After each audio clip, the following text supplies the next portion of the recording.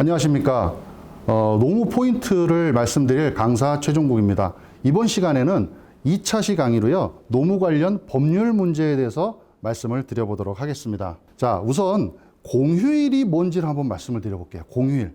우리가 이제 노무를 하다 보면 여러 가지 이제 법적으로 따져야 되고 확인해야 될 부분들이 있는데, 공휴일이 어떤 거냐? 자, 공휴일은 빨간 날이다. 우리 특히나 이제 사장님들이나 뭐 지나가는 사람들을 붙잡고 물어봐도요, 공휴일이 뭔지 아세요? 라고 여쭤보면은 다 빨간 날, 그냥 쉬는 날, 이렇게 얘기를 하십니다. 자, 공휴일에 대해서 우리 한번 명확하게 알고 넘어갈게요. 자, 공휴일은요, 공무원이 쉬는 날입니다. 풀어보면요, 대통령령인 관공서의 공휴일에 관한 규정에서 규정한 날입니다. 그래서 공휴일은 그냥 노는 날이 아니라 공무원이 쉬는 날이다. 그러면 우리 직원들, 근로자들은 이 공휴일 날 원래 쉬게 돼 있는 게 아니라 이날 쉬는 게 아니죠. 자, 공휴일이 언제인지 한번 제가 표에서 쭉 말씀을 드렸는데, 신정, 그리고 설날 연휴, 그리고 3.1절, 석가탄신일, 어린이날, 현충일, 광복절, 이런 식으로 공휴일은 우리가 흔히 알고 있는 빨간 날, 이날은 누가 쉬는 날? 공무원이 쉬는 날이라고 합니다. 자, 공무원이 쉬는 날, 이 공휴일 빼고 그러면 근로자들은 언제 쉽니까? 자, 근로자들이 쉬는 날을 우리가 법정휴일이라고 합니다. 자, 근로자들이 쉬는 이 법정휴일은 언제냐? 근로자의 날과 주휴일입니다. 우리 1차 시에서도 계속했던 주휴수당을 줘야 되는 날. 자, 그래서 근로자의 날은 5월 1일, 그리고 주휴일은 1년은 몇 주입니까? 1년은 52주죠. 그래서 52일, 그러니까 총 합치면요, 53일이 근로자가 쉬어야 되는 법정휴일이 되는 겁니다. 제가 다시 한번 말씀드릴게요. 공휴일은요, 공무원만 쉬는 날입니다.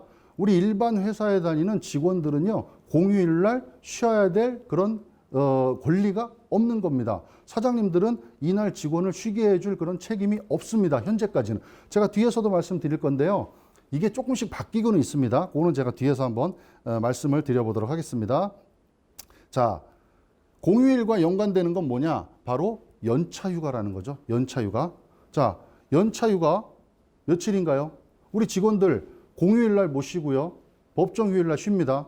근로자의 날과 그리고 주휴일, 이 두 가지 법정휴일에 쉽니다. 그리고 추가적으로 연차휴가를 받게 되는 거죠. 자, 연차휴가를 받는 거는 아까 제가 기준이 어떻게 된다고 그랬죠? 일주일에 15시간 이상이면 이 연차휴가를 받게 됩니다. 그리고 또 조건이 있죠. 상시근로자가 5인 이상인 사업장. 상시근로자가 5인 이상인 사업장. 자, 여러분 사업장은 상시근로자가 몇 명이신가요? 아까 제가 계산하는 거 우리 1차 시에서 해봤죠? 계산하는 거 계산을 하셔서 우리 사업장이 상시근로자가 몇 명인지를 확인하신 다음에 5인 이상이다. 그리고 이 직원이 일주일에 15시간 이상 일을 한다 그러면 연차휴가라는 걸 주게 됩니다. 자, 연차휴가는 또 조건이 붙습니다. 1년간 출근율이 80% 이상이어야 됩니다. 출근율이 80% 이상.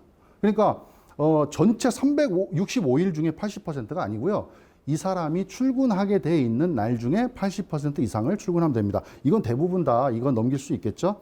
자, 그 다음에 1년간 사용을 하지 못하면 이거는 수당으로 지급을 해야 된다라는 거죠. 자, 그리고요, 2018년 5월 29일에 제도가 변경이 됐습니다. 예전에는 어떤 식이었냐면요, 예전에는 1년차 근무를 하는 직원들은요, 연차휴가가 없었습니다. 그럼 어떻게 우리는 그동안에 갔었냐?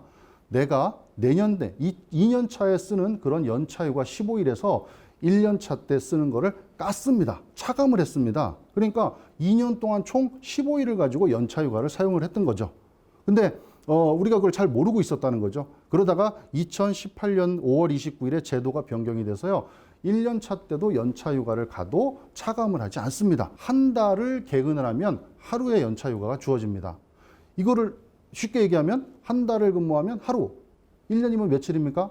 11일입니다. 한 달 근무하면 하루, 또 한 달 근무하면 하루, 이렇게 해서 총 11일의 연차휴가가 주어지고요. 그리고 2년 차가 되면 다시 15일의 연차가 주어집니다.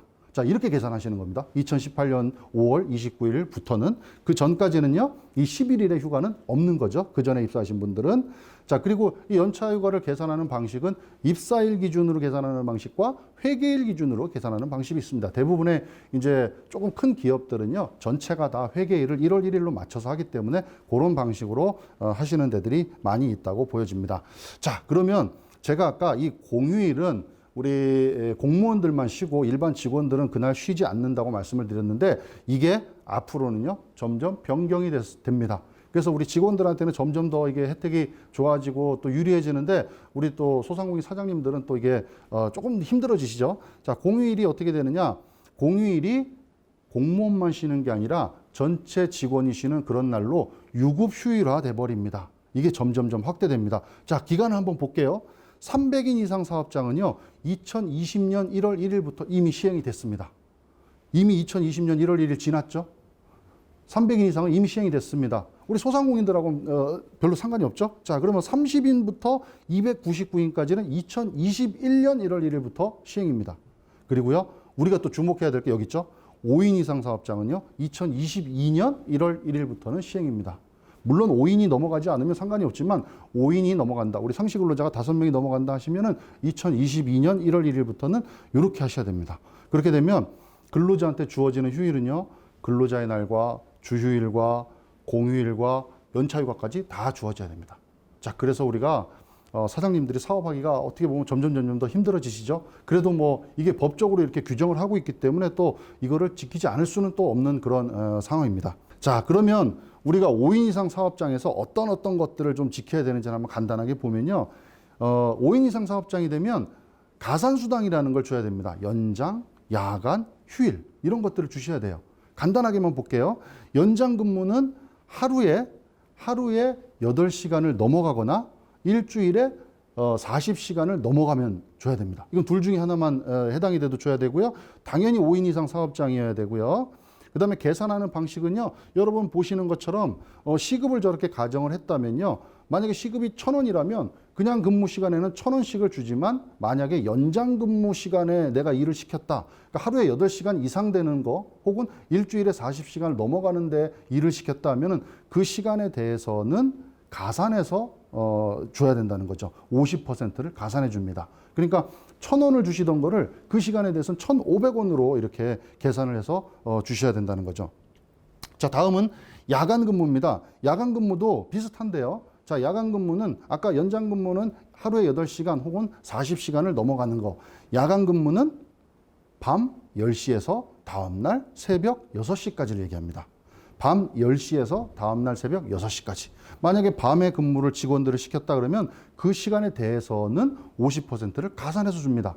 그러니까 아까처럼 시급을 1,000원이라고 가정을 하면요, 1,000원이 아니라 1,500원을 그 시간에 줘야 됩니다. 자, 그럼 이런 의문이 생기죠.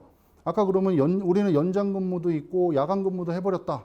야간에 일을 하는 데는 그럴 가능성이 있죠. 그렇게 되면 50%에다가 플러스해서 50%를 또 줘야 됩니다. 그러면 50%가 아니라 100%를 더 줘야 되는 그런 상황도 있을 수가 있겠죠. 자, 그래서 야간은 밤 10시에서 6시까지 일을 하면 지급을 해야 된다. 자, 5인 이상 사업장입니다. 5인이 안 되시는, 상시 근로자가 5인이 안 되시는 사장님들은요, 그렇지 않습니다. 그냥 그대로 시급을 주시면 됩니다. 예를 들어 1,000원이라면 그대로 1,000원을 주시면 된다라고 이렇게 아시면 되고요. 자, 다음 세 번째는요, 휴일 근무입니다. 휴일 근무. 자, 휴일 근무는요, 아까 우리가 공무원들은 공휴일 날이 다 휴일이라고 말씀을 드렸어요. 근데 우리 일반 회사에 일하시는 분들은 그날이 휴일이 아니라고 말씀을 드렸습니다. 현재 300인 이상만 해당이 되겠죠? 자, 근데 휴일은 그럼 언제냐? 법정 휴일인 근로자의 날과 주휴일. 이게 휴일입니다. 그러면 그날 일을 시키면 어떻게 됩니까? 또 50%를 또 줘야 됩니다. 자, 그래서 아까 연장 근무 시키면 50% 또 줘야 되고, 야간 근무 시키면 50% 또 줘야 되고, 휴일 근무 시키면 50% 또 줘야 됩니다. 자, 그래서요, 우리가 제일 조심하셔야 되는 날이 언제냐면 근로자의 날 제일 조심하셔야 돼요. 근로자의 날 일을 시키면 자칫하다가는요, 최대 막 250%까지도 지급을 해야 되는 경우가 있을 수 있습니다. 자, 그래서 휴일은 현재 근로자의 날과 주휴일이고요. 300인 이상은 공휴일이 휴일로 됐지만 아직까지 우리 5인 이상의 사업장은 아직은 아니다. 2022년부터는 이 휴일로 다 되기 때문에 앞으로는 빨간 날은 그냥 거의 다 휴일로 해서 지급을 해줘야 된다. 가산수당을 지급을 해줘야 된다라는 거를 좀 기억하시면 좋을 것 같습니다. 자, 그래서 제가 연장 근무, 야간 근무, 휴일 근무에 대해서 좀 말씀을 드렸고요. 자, 다음은요. 법정 의무 교육이라는 거에 대해서 좀 말씀을 드릴게요. 자, 이 법률적인 문제는요. 노동법도 법입니다. 가끔 사장님들이 그러시더라고요. 노동법이 법이 아니라고 생각을 합니다. 그냥 뭐 지키면 좋고 뭐 안 지키면은 별로 괜찮다 이렇게 얘기를 하는데 노동법도 법이기 때문에 좀 강력하게 지키셔야 됩니다. 그리고 과태료, 벌금 이런 것들이 있기 때문에 좀 주의를 하셔야 됩니다. 자, 법정 의무 교육은 어떤 것이 있는지 한번 볼게요. 법정 의무 교육은 성희롱 예방 교육, 그리고 개인정보보호법 교육, 그리고 장애인 인식 개선 교육, 산업안전보건 교육, 그리고 감정노동자 보호 교육, 퇴직연금 교육 이런 것들이 다 법정 의무 교육입니다. 법으로 지키셔야 되는 그런 교육들입니다. 이거를 안 하면요 법률적인 문제가 생깁니다. 과태료를 내야 됩니다. 자, 하나씩 간단하게 볼게요. 자, 성희롱 예방 교육은요 2013년 6월 19일 1인 이상 의무 반드시 하셔야 됩니다. 그리고 지키지 않을 때는요 과태료가 최대 500만 원. 2018년 6월부터 과태료가 원래 300이었다가 500으로 늘었어요. 더 강조하고 있다는 얘기죠.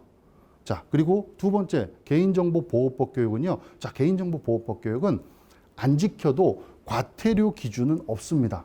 대신에 실시를 하게 되면 나중에 이런 문제가 생겼을 때 과징금을 감해주는 요소가 됩니다. 그래서 가급적이면 하시라고 권장을 해드리고요. 세 번째는요. 장애인 인식 개선 교육. 요거는 2018년 5월 달에 처음으로 생겼습니다. 그리고 과태료가 최대 300만 원까지입니다. 1년에 한 번 교육하셔야 됩니다. 자세한 건 뒤에서 한 번 더 볼게요. 그 다음에 산업안전보건 교육.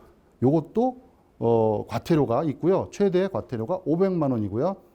산업안전보건 교육은 5인 이상 사업장에 해당이 되고요. 산업안전보건하고 관계되어 있는 사업장에 해당됩니다. 자, 그렇다면 산업안전하고 보건하고 관계없는 사업장들은 필요가 없겠죠? 우리 사업장이 산업안전보건하고 관계가 있는지 없는지를 보시고 이 교육을 해야 되는지 안 해도 되는지를 한번 확인해 보시면 좋을 것 같습니다. 자, 그리고 감정노동자 보호교육하고 퇴직연금 교육은 해당 사업장에 한번 좀 더 자세하게 한번 살펴보시면 좋을 것 같습니다.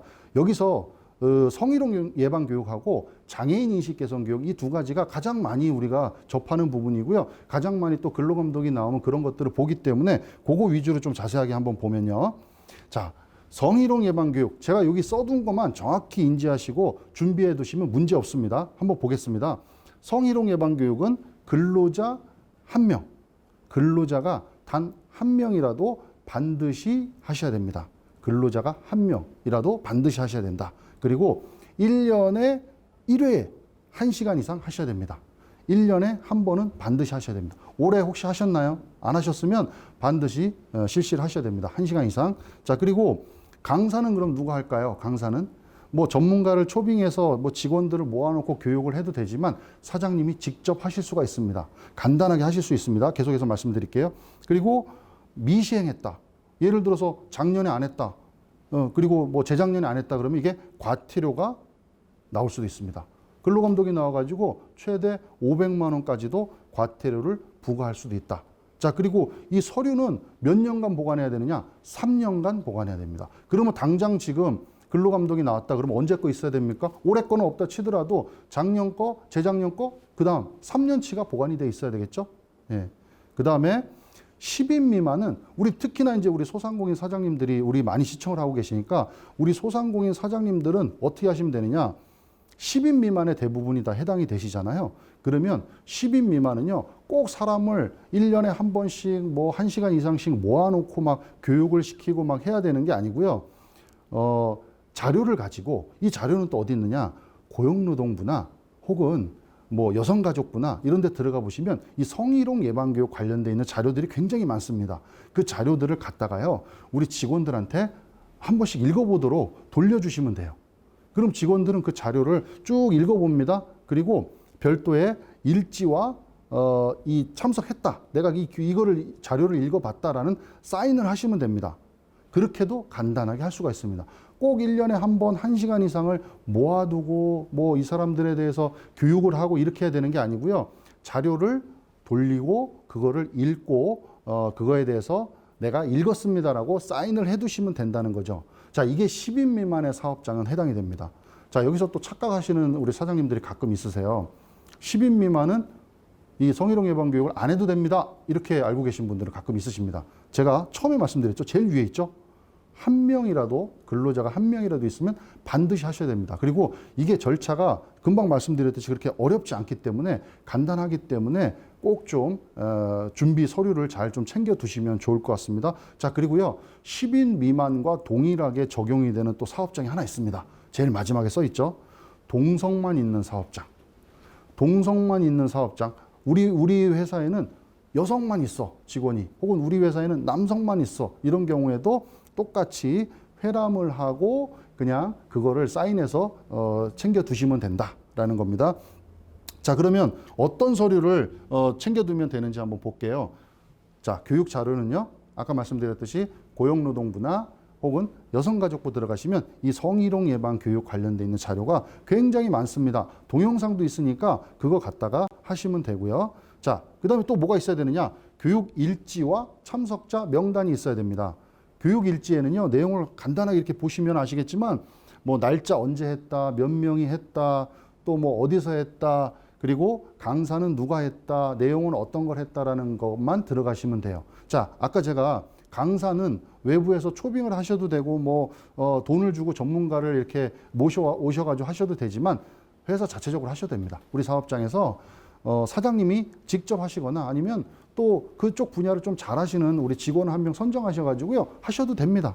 네, 그렇게 하셔도 되고요. 그 다음에 아까 제가 10인 미만은 이렇게 모여서 교육을 안 해도 된다라고까지도 말씀을 드렸습니다. 집합교육을 안 하더라도요, 이런 교육 일지는요, 그래도 챙겨 두셔야 되겠죠? 이런 내용들을 다 적으셔서 챙겨 두시면 되고요. 마지막으로 하나 서류가 더 뭐 있어야 되느냐? 참석자 명단 들어가야 됩니다. 교육 참석자 명단. 자, 그럼 교육 참석자 명단은 뭐가 있냐면요, 아무것도 없습니다. 그냥 이름하고 그 다음에 순서 적고요, 그 뒤에 사인을 하시면 돼요. 예전에 이런 경우도 있었습니다. 어떤 회사가요, 직원이 20명이었는데 평소에 잘 했습니다. 그래서 성희롱 예방 교육도 평소에는 하셔서 쭉 이렇게 준비를 해 두셨는데, 하필 그 해에 그 성희롱 교육 하는 날에 직원 2명이 출장을 간 겁니다. 그래서 그 직원 2명은 이 사인을 못한 겁니다. 일지에, 참석자 명단에. 그래가지고 과태료를 맞는 그런 사례도 있었습니다. 그래서 한 명도 빠짐없이 다 참석자 명단에 사인 다 들어가서 교육을 들었다. 그 다음에 교육 일지도 다 작성을 해 두시고요. 이거를 3년간 보관을 하셔야 된다라는 거 꼭 좀 기억하시면 좋을 것 같아요. 자, 그 다음에 이것도 굉장히 중요합니다. 우리가 2018년부터 5월부터 이 장애인 인식 개선 교육이라는 게 생겼어요. 그래서 사장님들이 장애인 인식 개선 교육이라고 하니까 이거 뭐 장애인이 우리는 없는데? 우리는 장애인을 채용한 적이 없는데? 이렇게 말씀을 하세요. 근데 장애인 인식 개선 교육은요, 근로자가 한 명이라도 있는, 장애인이 아니고요, 그냥 근로자가 한 명이라도 있으면 반드시 하셔야 된다. 아까 우리 성희롱 예방 교육하고 똑같죠? 그리고 성희롱 예방 교육하고 거의 비슷합니다. 자, 1년에 한 번 1시간 이상 똑같습니다. 자, 그리고 강사는 또 누가 하느냐? 사장님이 직접 하시면 돼요. 혹은요, 장애인 관리공단이라는 게, 그 관리공단이라는 데 들어가셔가지고요, 거기서 강사를 또 요청하실 수도 있어요. 근데 뭐 그렇게 하면 번거로우니까 우리 사장님들이 직접 그 내용을 가지고 하시면 된다. 그리고 과태료는요, 최대 300만 원까지 부과될 수가 있다라는 거 아시고요. 그 다음에 구비 서류는 아까 성희롱 예방 교육하고 똑같이 3년간 보관을 하셔야 됩니다. 그리고 차이가 있죠. 아까 제가 성희롱 예방 교육은 10인 미만 사업장, 그리고 동성만 있다. 그러면 어떻게 한다고 그랬죠? 그냥 회람을 해서 기록만 남겨도 된다고 말씀을 드렸습니다. 집합교육을 안 해도 된다고 말씀을 드렸어요. 근데 이 장애인 인식 개선 교육은요, 몇 명이냐? 생긴 지가 얼마 안 돼가지고요, 좀 이렇게 좀 완화해서 이 규정이 내려왔습니다. 몇 명이냐? 50명 이하. 50명 이하 사업장은요, 그 자료를 회람을 하고 보고 사인만 해서 보관을 하시면 충분히 가능하시다라는 겁니다. 자, 그리고 장애인 인식 개선 교육의 구비 서류를 보면요. 이것도 성희롱 예방 교육이랑 비슷하죠. 장애인 관련돼 있는 이게 장애인 관리공단에 들어가시면 이 강의 교재가 있습니다. 그래서 그거를 다운받으셔서 돌려가면서 볼 수 있게 하시면 되고요. 교육 일지, 우리 성희롱 예방 교육이랑 똑같습니다. 일지. 그다음에 참석자 명단 똑같습니다. 자, 그래서 자료, 일지, 참석자 명단 이렇게 세 가지를 3년 동안 구비하시면 된다라는 말씀을 드립니다.